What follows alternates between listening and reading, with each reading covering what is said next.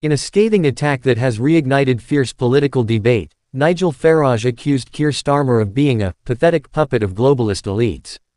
The fiery remarks, delivered during a live broadcast, have added fuel to the growing discontent among voters who see Starmer as out of touch with the will of the British people.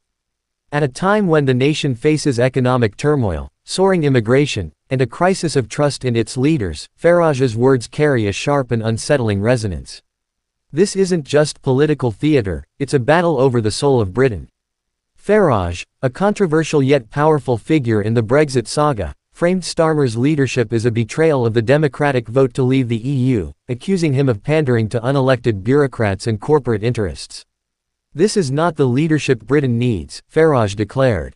"Starmer's Labour doesn't stand for the people, it kneels before global elites who don't care about our country's sovereignty."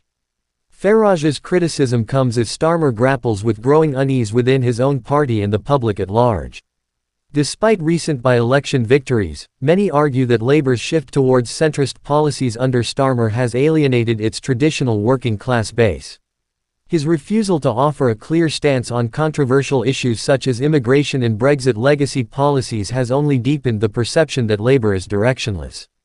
The clash between Farage and Starmer is more than a war of words, it's a reflection of broader ideological tensions in post-Brexit Britain. Farage's accusation taps into the lingering frustration of those who feel the 2016 referendum was a once-in-a-generation mandate for change that remains unfulfilled. Critics argue that Starmer, despite his claims of pragmatism, has done little to honor the spirit of Brexit, instead cozying up to international institutions that many see as undermining British sovereignty. Many fear this lack of clarity could have profound implications. Analysts warn that Starmer's perceived allegiance to globalist interests might embolden fringe movements and stoke further division. With the Conservatives in disarray, Farage's remarks could resonate with disillusioned voters searching for an alternative voice. Meanwhile, Labour risks being painted as a party more aligned with elite agendas than the struggles of ordinary Britons. Farage's intervention highlights the broader fight for the direction of Britain's future.